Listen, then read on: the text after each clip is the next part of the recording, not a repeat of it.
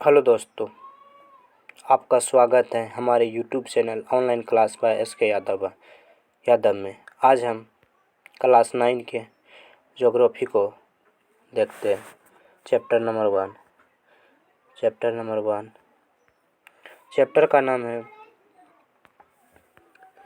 Chapter का नाम क्या है? तो भारत का आकार और स्थिति के बारे में देखेंगे। भारत का आकार और स्थिति के बारे में देखेंगे, यही ना। चलो हम चालू करते हैं।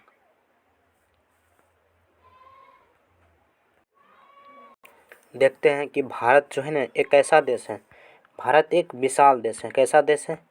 भारत एक कैसा देश है? भारत एक विशाल देश है। भारत एक कैसा देश है? विशाल देश है। भारत एक कैसा देश है? तो भारत एक विशाल देश है सर, यही ना। भारत उत्तरी गोलार्ध में स्थित है। तो सर समझ में नहीं आया कि भारत किस गोलार्ध में? उत्तरी गोलार्ध में स्थित है।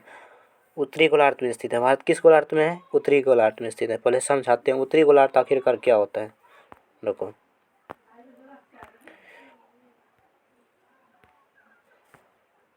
मान लो क्या है, पृथ्वी है।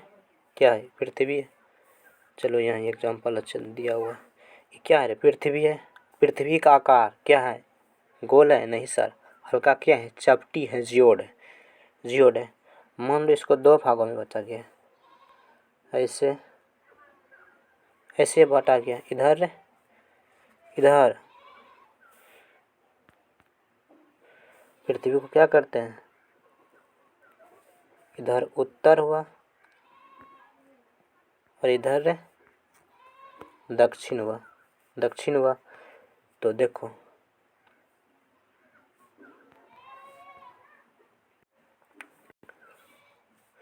पृथ्वी को क्या करते हैं? दो भागों में बांट देते हैं। देखो यहाँ रेखा खींचा हुआ है, लाइन, गौर से देखो, खींचा हुआ है। इधर उत्तर सर और इधर सर, ये वाला साइड दक्षिण। तो देखो भारत कहाँ है? यहाँ है। भारत कहाँ? यहाँ ही है ना। भारत यहाँ है। कहाँ है? यहाँ है। देखो किस गोलार्ध? इसे उत्तरी गोलार्ध, इस वाले भाग को उत्तरी गोलार्ध कहते हैं सर। इस वाले गोलार्ध को, इधर वाले को दक्षिणी गोलार्ध कहते हैं, इधर उत्तरी गोलार्ध कहते हैं। यहाँ तक समझ आया कि यहाँ तक में कोई दिक्कत नहीं। तो भारत सर किस गोलार्ध में स्थित है? सर उत्तरी गोलार्ध में स्थित है। उत्तरी में, और फिर देखो यहाँ एक लाइन यहाँ गुजरा हुआ है, तो सा मिस्टेक हो गया। अब देखो इधर पूरब सर, इधर क्या हुआ सर? पूरब, यही ना सर, ये पूरब। और सर ये पश्चिम, ये उत्तर, ये सर दक्षिण। अब बताओ पूरब। तो भारत ऐसे पूछेगा कि भारत किस गोलार्ध में? उत्तरी गोलार्ध में। कभी कभी ऐसे भी क्वेश्चन पूछ सकता है कि उत्तर पूर्वी गोलार्ध। तब भारत किस गोलार्ध में स्थित है? उत्तर पूर्वी गोलार्ध में स्थित है। भारत किस गोलार्ध में स्थित है? उत्तर पूर्वी गोलार्ध में स्थित है। यहाँ तक समझ आया? समझ आया तो आगे बढ़ते हैं। अब देखो भारत एक कैसा देश है सर? भारत एक विशाल देश है और ये उत्तरी गोलार्ध में स्थित है। किस गोलार्ध में स्थित है? उत्तरी गोलार्ध में स्थित है। और इसका मुख्य भाग 8 डिग्री 4 मिनट, 8 डिग्री मान लो क्या है? ये अक्षांशीय रेखा है, देशांतरीय रेखा है। उत्तर ये साइड, रोको इधर समझाते हैं।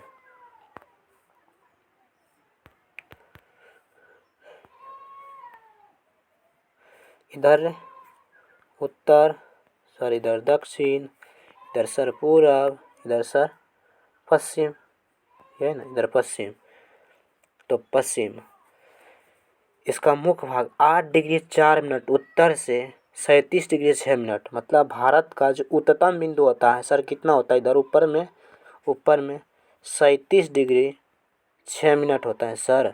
और दक्षिण सर 8 डिग्री 4 मिनट होता है। कितना होता है? 8 डिग्री 4 मिनट होता है। और इधर पूरब क्या है? 97 डिग्री 25 मिनट होता है सर। 25 लिखा हुआ है, मुँह से बोल देते हैं। 97 डिग्री 25 मिनट होता है पूरब साइड। और पश्चिम साइड होता है 68 डिग्री 60 मिनट होता है। कितना होता है? और भारत से एक रेखा गुजरता है सर, कर्क रेखा गुजरता है। कर्क रेखा कितना डिग्री झुका हुआ है? 23.5 डिग्री। कितना झुका हुआ है? 23.5 डिग्री। यहाँ तक समझ रहे हैं? यहाँ तक कोई दिक्कत ना है। अब देखो भारत का क्षेत्रफल के बारे में बात करते हैं। तो भारत का क्षेत्रफल कितना है सर? भारत का क्षेत्रफल है 32,87,263 वर्ग किलोमीटर है। सर भारत का क्षेत्रफल कितना है? 32,87,263 वर्ग किलोमीटर है। आकार में मतलब ज़मीन के मामले में भारत 7वां स्थान पर आता है। विश्व में 7वां स्थान पर आता है सर। पहला बेलारूस, तब कनाडा, तब फिर अमेरिका, चीन, ब्राज़ील, ऑस्ट्रेलिया, तब 7वां नंबर पर भारत। लेकिन जनसंख्या के मामले में बात करते हैं, जनगणना 2011 कभी के बात करेंगे तो पहला स्थान पर भारत आ चुका है, लेकिन जनगणना अभी नहीं हुआ है। लेकिन जनगणना 2011 के अनुसार बात करें तो जनसंख्या के मामले में देखो दूसरा स्थान है, पहला नंबर पर चीन है। लेकिन ज़मीन के मामले में कितना है? 7वां स्थान है। अगर प्रतिशत में बात करते हैं विश्व के ज़मीन के मामले में 2.43% है। लेकिन जनसंख्या के मामले में पूरे विश्व में बात करें तो 17.5% है। देखो तो जनसंख्या को क्या करना चाहिए? जनसंख्या पर हमें ध्यान देना चाहिए, नहीं तो भारत क्या होगा? ज़मीन के मामले बहुत कम है लेकिन जनसंख्या के मामले में बहुत आगे बढ़ रहा है। इसीलिए इस पर हमें को ध्यान देना चाहिए। चलो आगे देखते हैं। पूरी तरह से उत्तरी गोलार्ध में स्थित है। भारत किस गोलार्ध में स्थित है? उत्तरी गोलार्ध में स्थित है। और 8 डिग्री 4 मिनट से सर 37 डिग्री 6 मिनट उत्तरी अक्षांश, और 68 डिग्री 7 मिनट से 97 डिग्री 25 मिनट। मतलब इधर कितना है सर? इधर जो है ना, इधर इधर इधर इधर सर इधर जो है 37 डिग्री 6 मिनट है सर, और इधर सर 8 डिग्री 4 मिनट है, और इधर 97 डिग्री 25 मिनट है सर, और इधर 68 डिग्री 7 मिनट है सर। समझ में आया? हमें पूरी तरह से उम्मीद है हमारे स्टूडेंट पर कि समझ में आ गया होगा। कोई दिक्कत तो नहीं होना चाहिए। और इसका अगर लंबाई में बात करें तो उत्तर से दक्षिण की लंबाई है 3214 किलोमीटर। कितना है? जूम करते हैं ढंग से। उत्तर से दक्षिण की लंबाई बात करें तो 3214 किलोमीटर। लेकिन पूरब से पश्चिम मतलब ऐसे, और गुजरात से अगर अरुणाचल प्रदेश, गुजरात से यहाँ देखो, यहाँ देखते हैं, अगर यहाँ से इधर से यहाँ तक देखते हैं तो 3214 किलोमीटर है, 3214 किलोमीटर है।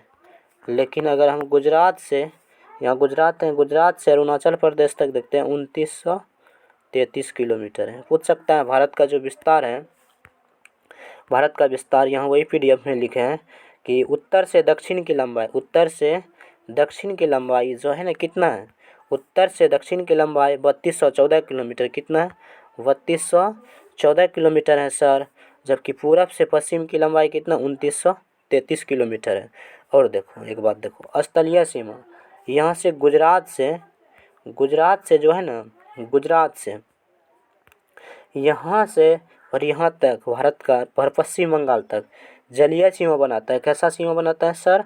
जलीय सीमा बनाता है। लेकिन यहाँ से जो है ना, ये सब क्या स्थल है, ज़मीन के मामले में ज़मीन से टच करता है, स्थल से सीमा बनाते हैं। ये भी क्वेश्चन एक बार बिहार पुलिस में भी पूछ चुका है कि भारत का स्थलीय सीमा कितना है? तो 15,200 किलोमीटर है। कितना है? भारत का स्थलीय सीमा कितना बनाता है? 15,200 किलोमीटर। 15,200 किलोमीटर ज़मीन के मामले में भारत सीमा बनाता है। लेकिन यहाँ गुजरात से यहाँ पश्चिम बंगाल तक कितना? 6100 किलोमीटर। कितना सर? 6100 किलोमीटर के कैसे सीमा बनाता है? 6100 किलोमीटर सीमा बनाता है। लेकिन देखो, लेकिन बात करते हैं सर, यहाँ भी क्या है? यहाँ लक्षद्वीप है, लक्षद्वीप भी भारत में पड़ता है। और इधर अंडमान निकोबार की बात करें, अंडमान निकोबार का भी बात करें तो उसको मिलाकर संपूर्ण भारत की अगर बात करें तो जलीय सीमा कितना है सर? 7500 कितना है? रुको लिखते हैं सा। इसका अगर लक्षद्वीप और अंडमान निकोबार मिलाकर 7516.6 किलोमीटर है। कितना है सर? और लक्षद्वीप और अंडमान निकोबार मिला के बात करें तो 7516.6 किलोमीटर है, 7516.6 किलोमीटर है। लेकिन लक्षद्वीप और अंडमान निकोबार को छोड़कर 6100 किलोमीटर है। कितना है? 6100 किलोमीटर है। जबकि स्थलीय सीमा की, भारत की स्थलीय सीमा की लंबाई कितना है? 15,200 किलोमीटर। उम्मीद है कि यहाँ तक आप लोगों को समझ में आ गया होगा। चलो आगे देखते हैं। अब वही लिखा है यहाँ कि अगर देखते हैं कि कैसे उत्तर से 1500 स्थलीय सीमा की लंबाई है, जबकि भूमि मुख्य भाग लक्षद्वीप और अंडमान निकोबार, लक्षद्वीप और अंडमान निकोबार लगा के बात करें तो कितना है? 7516.6 किलोमीटर है। कोई दिक्कत तो नहीं। चलो अब आगे बढ़ते हैं। अब देखते हैं कि पाकिस्तान में क्या है। भारत के, सॉरी पाकिस्तान बोल दिए, भारत देखो यहाँ देखते हैं सर। भारत यहाँ तक क्या है? भारत है। लेकिन भारत के बगल में कोई एक पड़ोसी देश दिखाई दे रहा है जो नारियल के आकार जैसा है ना रे। श्रीलंका, जो रावण यहीं का श्रीलंका के था, सोने का लंका रावण का था श्रीलंका। लेकिन भारत से श्रीलंका एक संधि के माध्यम से अलग होता है। और पूछेगा श्रीलंका किस खाड़ी में? बंगाल की खाड़ी में श्रीलंका है। किस भारत से जो श्रीलंका अलग होता है किस जल संधि के द्वारा? तो फाक जल संधि के द्वारा। वेरी वेरी बहुत इंपॉर्टेंट है दोस्त, इसको नोट करना कि भारत से श्रीलंका जो अलग होता है किस जल संधि के द्वारा? फाक जल संधि के माध्यम से। किस जल संधि के द्वारा होता है? फार्क जल संधि के माध्यम से अलग होता है। चलो अब आगे देखते हैं। अब देखते हैं भारत के पड़ोसी देश। क्या देखते हैं? भारत के पड़ोसी देश देखते हैं। तो भारत के पड़ोसी देशों की संख्या कितना है सर? 9। अगर जल में जैसे है मालदीव है, मालदीव और श्रीलंका को मिला के जल में मिला के 9 है। लेकिन ऐसे बात कर स्थलीय में, जैसे पाकिस्तान, पहला पाकिस्तान हुआ, दूसरा अफगानिस्तान हुआ, फिर अफगानिस्तान हुआ, चीन हुआ, नेपाल हुआ, भूटान हुआ, म्यांमार हुआ। ये है 7। स्थलीय सीमा 7 बनाता है भारत के पड़ोसी देश। लेकिन 2 को क्या है पड़ोसी देश? म्यांमार जल में इधर, और श्रीलंका, यहाँ श्रीलंका है। दोनों को मिलाकर कितना है? 9 है। तो भारत के पड़ोसी देशों की संख्या अगर ऐसे बात करें कितना है तो 9 है। लेकिन पूछेगा कि भारत के कितने पड़ोसी देश स्थलीय सीमा बनाते हैं तो 7 को बनाते हैं। कितना बनाता है? 7 बनाता है। चलो अब आगे देखते हैं। यहाँ देखो पीडीएफ में क्या लिखा है। ऑब्जेक्टिव बनाओ देखते हैं किसका सही होता है। देखो लिखा है कि भारत की सीमा। और देखो एक बात बता रहे हैं कि भारत जो है ना, भारत के उत्तर में जो है, उत्तर इधर है, दक्षिण इधर है, पूरब इधर, पश्चिम इधर है सर। उत्तर में कौन कौन देख पड़ोसी देश हैं? तो सर उत्तर में जो है, उत्तर पश्चिम है, इधर अफगानिस्तान दिखाई दे रहा है और पाकिस्तान दिखाई दे रहा है। तो वही सर लिखेंगे, नोट करके लिखो कि भारत के जो उत्तर पश्चिम में अफगानिस्तान है और पड़ोसी देश और पाकिस्तान है। जबकि सर पूरब की बात करें, पूरब में कौन कौन है? यहाँ देखो बांग्लादेश 1971 में बना था। पूछेगा कि बांग्लादेश कब 1971 में बना? बांग्लादेश और इधर के ये जो दिखाई दे रहा है क्या है? म्यांमार है भारत के क्यों पड़ोसी देश। तो सर बात करेंगे कि उत्तर पश्चिम में कौन कौन है? भारत के उत्तर पश्चिम में पड़ोसी देश अफगानिस्तान, पाकिस्तान। लेकिन पूरब में बात करेंगे सर, पूरब में बांग्लादेश है और मन्नार है। क्या है? म्यांमार है, मन्नार नहीं, सॉरी, म्यांमार है। और अगर बात करते हैं दक्षिण के, बात करते हैं दक्षिण में श्रीलंका है, मालदीव है। श्रीलंका और मालदीव है दक्षिण में पड़ोसी देश। फिर बात करते हैं सर उत्तर में कौन है? उत्तर में से नेपाल है, भूटान है, चीन है। नोट करके लिख लेना। वही क्वेश्चन देखो एनसीईआरटी में दिया हुआ है कि भारत की सीमा उत्तर पश्चिम में अफगानिस्तान तथा पाकिस्तान से मिलती है। सही बात है, तो सही 1 नंबर। फिर उत्तर में चीन, भूटान, नेपाल। अभी तुरंत बताए कि उत्तर में सर चीन है, भूटान और नेपाल के साथ सीमा साझा करते हैं भारत। फिर पूरब में बांग्लादेश, म्यांमार। तो इस ऑप्शन कौन होगा? डी नंबर होगा, उपरोक्त सही होगा, उपरोक्त सही। चलो अब आगे देखते हैं। कोई दिक्कत यहाँ तक में? कोई दिक्कत नहीं होना चाहिए। चलो कोई दिक्कत हो नहीं करेगा। चलो अब आगे बढ़ते हैं। देखो क्या लिखा है। गुजरात कहाँ है? यहाँ गुजरात है। मोदी जी का घर। यहाँ अरुणाचल प्रदेश, यहाँ अरुणाचल प्रदेश है, कोई दिक्कत। पूरब में पूर्वोत्तम, भारत का पूर्वोत्तम स्टेट कौन सा है? अरुणाचल प्रदेश। जबकि पश्चिमतम गुजरात, उधर लद्दाख है, उत्तर में लद्दाख है, जबकि दक्षिण में सर तमिलनाडु है। तो वही लिखा हुआ है गुजरात में अरुणाचल प्रदेश की स्थलीय सीमा में 2 घंटे का अंतर है। हाँ सर, 2 घंटे का अंतर है, क्योंकि हम सर जानते हैं कि यहाँ 68 degree 97 degree 25 minute, 97 degree 25 minute, इधर 68 डिग्री, इसमें लगभग कितना घटाते हैं तो कितना 30 डिग्री का अंतर होता है। सर कितना डिग्री का अंतर होता है? 30 डिग्री का अंतर होता है। हम जानते हैं कि देशांतरीय रेखा कितना है? 300 कितना है? 60 है, 360 है ना। 360 उसको भाग दे देंगे, तो भाग दे देते हैं कितना से? भाग दे देते हैं, देखो गुजरात और किसी गुजरात की कैसे, गुजरात जो है, गुजरात और की कैसे अरुणाचल प्रदेश में दोनों में अंतर जो है 30 डिग्री का अंतर है सर, 30 डिग्री। और हम जानते हैं कि 1 डिग्री सूर्य को पार करने में 1 डिग्री को सूर्य को पार करने में 4 मिनट लगता है सर, 4 मिनट लगता है। लेकिन यहाँ गुजरात और अरुणाचल प्रदेश में कितना डिग्री का अंतर है? 30 डिग्री का अंतर है। अक्षांशीय भी अंतर 30 डिग्री है, जब देशांतरीय भी 30 डिग्री है। तो 1 डिग्री सूर्य को पार करने में 4 मिनट लगता है, लेकिन 30 डिग्री का अंतर है सर। तो 30 डिग्री का 4 से गुना कर देते हैं, 4×3=12, 120 डिग्री का अंतर हो जाता है। हम जानते हैं कि सर 1 घंटा में 60 मिनट, 60×120, तो 2 घंटे का अंतर होता है। तो वही लिखा है कि गुजरात से अरुणाचल प्रदेश के स्थलीय सीमा में 2 घंटे का अंतर होता है। अतः यहाँ 82 डिग्री 30 मिनट पूर्वी देशांतर रेखा को भारत का मानक समय मतलब यहाँ देखो ये जो रेखा गुजरा है ना, मानक समय क्या कहता है? मानक समय, क्या मानक समय, मानक समय, मानक समय, मानक समय, रुको रुको रुको, मानक समय, मानक समय बताते हैं। मानक समय जो है ना, मानक समय उत्तर प्रदेश के प्रयागराज के मिर्ज़ापुर से होकर गुजरता है। उत्तर प्रदेश के मिर्ज़ापुर से होकर गुजरता है, प्रयागराज के मिर्ज़ापुर से, इलाहाबाद के मिर्ज़ापुर से होकर गुजरता है, यही ना गुजरता है। पूछेगा कि मानक समय कितना डिग्री का झुका है? 82.5 डिग्री, 82 डिग्री 30 मिनट, 82 डिग्री कितना है सर? 30 मिनट। और किन किन राज्यों से होकर गुजरता है? उत्तर प्रदेश, मध्य प्रदेश, छत्तीसगढ़, उड़ीसा और आंध्र प्रदेश, लगभग 5 राज्यों से। तो मानक समय कितने राज्यों से होकर स्पर्श करता है सर? 5 राज्यों से होकर गुजरता है। यहाँ तक में कोई दिक्कत तो नहीं होना चाहिए। अब देखो आगे बढ़ते हैं, और आगे लिखा हुआ है, नोट्स में लिखा हुआ है कि उत्तर प्रदेश मिर्ज़ापुर से होकर गुजर, यहाँ तक तो समझाइए दिए ये ना। आगे लिखा हुआ है कि जो है ना, अक्षांश का प्रभाव दक्षिण से पूरब की ओर दिन और रात में, मतलब अक्षांश मतलब ये जो रेखा गुजरा हुआ अक्षांशीय रेखा कहते हैं सर। छूटा हुआ रेखा को अक्षांशीय रेखा कहते हैं, जबकि जो खड़ी रेखा उसे देशांतरीय रेखा कहते हैं। तो अक्षांशीय का काम होता है, अक्षांश का काम है कि दिन और रात पर प्रभाव पड़ता है। अक्षांशीय रेखा का प्रभाव पड़ता है दिन और रात पर, लेकिन सर देशांतरीय रेखा का समय पर। जैसे देशांतरीय रेखा यहाँ कैसे है? उत्तर प्रदेश में या प्रयागराज के इलाहाबाद मिर्ज़ापुर से होकर, प्रयागराज के मिर्ज़ापुर से होकर गुजरता है। जबकि देशांतरीय रेखा का देशांतरीय समय पर प्रभाव पड़ता है, समय का प्रभाव पड़ता है, लेकिन अक्षांश का प्रभाव दिन और रात की अवधि पर पड़ता है। यही लिखा है कि अक्षांश का जो प्रभाव होता है दिन और रात की अवधि पर पड़ता है। यहाँ तक कोई दिक्कत?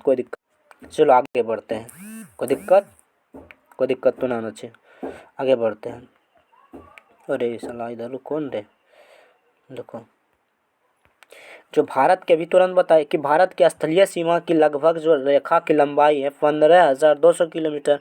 मतलब स्थलीय सीमा मतलब यहाँ से भर यहाँ तक की कहै छै बांग्लादेश यहाँ तक हुआ, यहाँ तक जो है ना 15,200 kilometre. Sir Bharat Bihar police में भी क्वेश्चन बीपी में भी पूछा है, बिहार पुलिस में भी क्वेश्चन पूछ चुका है। भारत के स्थलीय सीमा की रेखा की लंबाई कितने है? 15,200 किलोमीटर। लेकिन जलीय सीमा सर यहाँ से यहाँ तक, पश्चिम बंगाल तक, टोटल 9 राज्य जलीय सीमा भारत जल से संपर्क करता है सर, वो 6100 किलोमीटर। लेकिन सर लक्षद्वीप और अंडमान निकोबार के मिला के बात करें तो कितना है सर? 7516.6 किलोमीटर। यहाँ तक में कोई दिक्कत ना है सर। और इधर देखो उत्तर में क्या हुआ है? फैला हुआ है। फिर 22 डिग्री उत्तरी अक्षांश में हिंद महासागर की ओर क्या हुआ है? हिंद महासागर दो राज्यों को स्पर्श करता है। एक तो केरल सर, एगो सर तमिलनाडु, एगो पहला केरल, दूसरा तमिलनाडु। तो पूछ सकता है हिंद और ये भी किस देश के, हिंदुस्तान के नाम पर कौन सा महासागर हिंद महासागर है सर? हिंद महासागर भारत के कितने राज्यों का स्पर्श करता है? 2 केरल और तमिलनाडु। यहाँ तक में कोई दिक्कत। और 22 डिग्री सेल्सियस 22 डिग्री से सकरा हुआ है। यहाँ तक में कोई दिक्कत सर? नहीं, कोई दिक्कत तो नहीं होना चाहिए।